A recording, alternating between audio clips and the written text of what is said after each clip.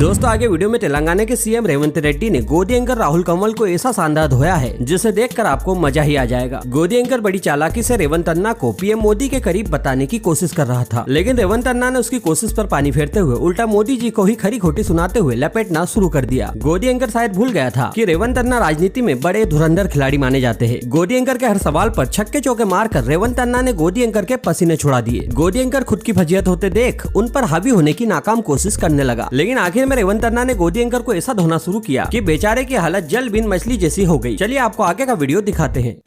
आपका prime minister से क्या रिश्ता है, इस पे काफी स्पेकुलेशन चलती रहती है। आप उनको बड़ा भाई बोलते हो, तो क्या आपने इक्वेशन फॉर्म किया बड़ा भाई और छोटा भाई के बीच? रुको जरा, सब्र करो। नहीं, ये लोग कुछ लोग गलतफहमी फैलाने के लिए कोशिश कर रहा है। ऑफिशियल प्रोग्राम था वो, तो ऑफिशियल प्रोग्राम में फर्स्ट टाइम वो प्राइम मिनिस्टर पोजीशन पे इधर आया था। मैं मुख्यमंत्री के पोजीशन से वहाँ पर उनको रिसीव किए। वहाँ पर बात किया था मैं, union of India is union of states. तो जितने सारे हिंदुस्तान में मुख्यमंत्री थे सबके लिए prime minister is a big brother. तो मैं वो बात कहा था, you have to behave like an big brother, you have to support states whereas Telangana. Prime minister 5 trillion economy के बारे में बहुत बार कह चुका है। तो 5 मेट्रोपॉलिटन सिटी में Hyderabad also one of the metropolitan city. I have requested prime minister that time metro rail, Musi river front development and ITI corridor, other investments to Telangana.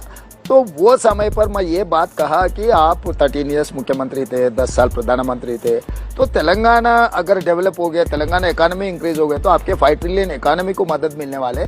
इसीलिए आप जितने भी हमारे परमिशन पेंडिंग है वो तुरंत देने के लिए और बजट सैंक्शन के लिए मैं प्रधानमंत्री से रिक्वेस्ट किया था। मगर उसमें से कुछ लोग जानबूझकर आप बड़े भाई बोल के मैं कहा ना, वो कट एंड पेस्ट में ले जाके अभी देखो कांग्रेस मुख्यमंत्री प्रधानमंत्री को बड़े भाई कहा। इसमें क्या गलत है? एक मुख्यमंत्री एक प्रधानमंत्री को बड़े भाई कहा तो गलत क्या है? मैं असुद्दीन ओवैसी का भाषण सुन रहा था। वो कह रहे हैं कि मैं रेवंत रेड्डी को चैलेंज करता हूं कि वो बोले कि वो ABVP से नहीं है, संघ से नहीं है। उन सबको तो लग रहा है कि आप कांग्रेस छोड़ के इलेक्शंस के बाद बीजेपी ज्वाइन कर लोगे। राहुल, वो मेहनत करने का जरूरी नहीं। मैं खुद जिस दिन कांग्रेस पार्टी में ज्वाइन होने के लिए राहुल जी से मिला था, आई हैव टोल्ड हिम बस माय बैकग्राउंड इज विद्यार्थी परिषद। किसी ने कुछ रिसर्च करके कुछ बोलने का जरूरी नहीं। मुझे पूछे तो मैं बोलता हूँ ना। तो विद्यार्थी परिषद में रहा तो मैं जिस दिन कांग्रेस में ज्वाइन हुआ था उसी दिन बीजेपी में ज्वाइन होता था ना। वो चैलेंज करें कि आप बोलो कि आप RSS से आपका कोई कनेक्शन नहीं है। अरे वो मैं इसीलिए कह रहा हूँ, कासिम रिजवी से उनका क्या रिश्ता है, मैं बार बार थोड़ी पूछा हूँ उनको। वो MIM शुरुआत किया था कासिम रिजवी। तो मैं विद्यार्थी परिषद आइडियोलॉजी से आज कांग्रेस आइडियोलॉजी गांधी नेतृत्व में मैं काम कर रहा हूँ। मुझे अप्रिशिएट करना, क्योंकि स्टूडेंट ऑर्गेनाइजेशन इधर रहकर केंद्र में बीजेपी सरकार रहा तो भी मैं ये वर्टिकल पूरा छोड़ दे के राहुल गांधी नेतृत्व में कांग्रेस पार्टी के लिए मैं काम कर रहा हूँ। तो इस देश के लिए, इस जनता के लिए रक्षा है कांग्रेस पार्टी, गांधी परिवार। इसीलिए मैं विद्यार्थी परिषद के स्टूडेंट होकर भी मैं कांग्रेस परिवार के साथ काम कर रहा हूँ।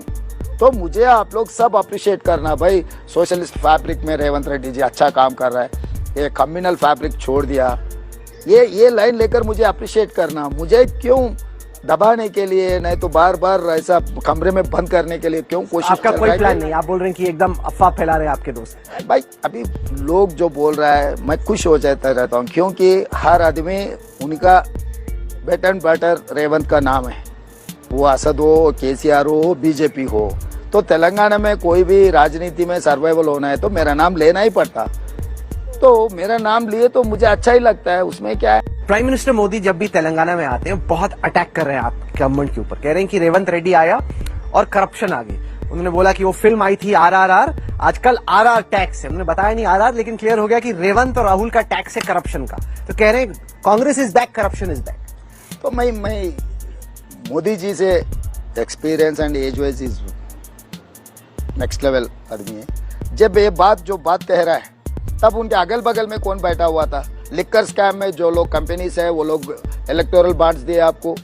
जहाँ पर गया भाषण दिए, अजित पवार को बगल में बिठा लिए। कर्नाटक में गया, जो भाषण दे रहा है देवगौड़ा कुमारस्वामी को साथ में बिठा लिए।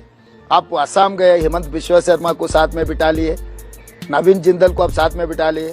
मतलब highest charges who are facing corruption, तो वो लोग सब आपके मंच पे आपके अगल बगल में चार चार कुर्सी में वही लोग बैठा हुआ है। मोदी जी करप्शन के खिलाफ बोल रहे हैं। अगर सचमुच मोदी जी करप्शन को कुछ कम करना है, करप्शन अगर इरेडिकेट करना है, तो पहले उनके अगल बगल में जो लोग हैं उनको जेल को भेजना है। मत जब अपोजिशन में रहते ये सब चार्जेस लगाते, जब उनके पार्टी में आ गए तो वॉशिंग मशीन में पूरा साफ वॉशिंग में हो जा रहा है, निरमा वॉशिंग पाउडर जैसा। तो ये इसीलिए मोदी जी बात को लोग यकीन करना छोड़ दिए, क्योंकि बोलने का लगे करने का लगे, ये किसी नेता के लिए ठीक नहीं है। हाल ही में एक बड़ा विवाद हुआ, होम मिनिस्टर अमित शाह का एक फेक वीडियो आया, कुछ ने कहा डीप फेक है, लेकिन फेक तो वो था ही। उसमें कुछ चीजें कही गई जो होम मिनिस्टर ने नहीं की, काट जोड़ के कहा, जोड़ा गया उसको। आप पे आरोप लग रहा है कि आपके लोग और आप खुद उसमें इन्वॉल्व थे। इसमें कितनी सच्चाई है? आपको तो दिल्ली पुलिस ने केस भी रजिस्टर किया है, दिल्ली पुलिस की टीम भी तेलंगाना आई हुई है। तो मैं राहुल यहाँ पर कैसे इंस्टीट्यूशन को बीजेपी मिसयूज करे, मैं यहाँ पर बोलना चाहता हूँ। इससे पहले ईडी, इनकम टैक्स, सीबीआई का इस्तेमाल करते थे, अभी दिल्ली पुलिस को इस्तेमाल कर रहे हैं। वो is complainant is MHA, minister of home affairs. भाई राजनीति में किस नेता के खिलाफ, किस नेता या कुछ पॉलिटिकल पार्टी के खिलाफ कुछ पॉलिटिकल पार्टी एक्टिविटी की है तो पॉलिटिकल पार्टी और political party worker has to complain. और whereas in this case MHA has given a complaint to in the police station। तो यहाँ पर ऑलरेडी बीजेपी नेता लोग कंप्लेंट भी दे चुके हैं, साइबर क्राइम में एफआईआर भी हो गए, कुछ बंदों को अरेस्ट भी किए, वो लोग बेल भी ले लिए, उसके बाद दिल्ली में एफआईआर किए। तो यहाँ पर मुझे जो इलेक्शन कैंपेनिंग जो तरीका से मैं कर रहा हूँ, मुझे रोकने के लिए एफआईआर भी बनाए, दिल्ली भी बुलाए। तो ये ऐसे छोटे छोटे कामों से राजनीति में रिजल्ट नहीं आने वाले, लोग समझदार। आपको इस इलेक्शन में नॉर्थ साउथ डिवाइड दिखता है? कर्नाटक में आपकी पार्टी के लीडर हैं डीके सुरेश, को कहते हैं कि टैक्स हम ज्यादा देते हैं, हमें पैसा कम मिलता है, अगर ऐसा ही रहा तो साउथ को एक अलग स्टेट बन जाना चाहिए, अलग कंट्री बन जाना चाहिए। तो उन्होंने क्या कहा मैं पूरा पढ़ा नहीं, जो अन्याय हो रहा है मैं भी वही वॉइस से बोल रहा हूँ। हम लोग 1 रुपया टैक्स पे किए तो हमको 43 पैसा मिल रहा है। बिहार से 1 रुपया अगर टैक्स आया तो 7 रुपीज 6 पैसा जा रहा है बिहार को, यूपी को 6 रुपीज प्लस जा रहा है। तो ये अन्याय हर किसी कोई नहीं मानते, क्योंकि हमारे इक्वल शेयर हमें आना है।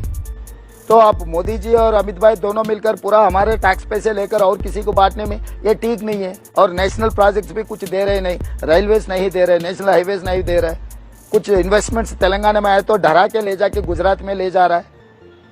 ऐसा हो रहा है? हाँ। आपका प्रोजेक्ट गुजरात चला गया? हाँ। आप ला ही नहीं पाए होगे, आप बोल रहे हो गुजरात चला। कौन सा प्रोजेक्ट गुजरात चला गया? फॉक्सकॉन वाले को पूछो कितना प्रेशर है उनके ऊपर। अभी ये कार वाले टेस्ला वाले को कितना सता रहे पूछो। वो they wanted to invest in Telangana, just simply they are pressurising to shift Gujarat. आप कह रहे हो कि इलॉन मस्क ने इसलिए इंडिया कैंसिल किया कि वो तेलंगाना आना चाहता था, वो गुजरात भेजना चाहते थे, इसलिए आपने कैंसिल कर? ये सवाल उनसे पूछना है, मगर तो मामला वही है। आपको लग रहा है ऐसा? 100% तेलंगाना में इलॉन मस्क आना चाहता था? हाँ। मोदी जी उसको गुजरात भेजना चाहते थे। तेलंगाना क्या कोई हिंदुस्तान में नहीं है क्या?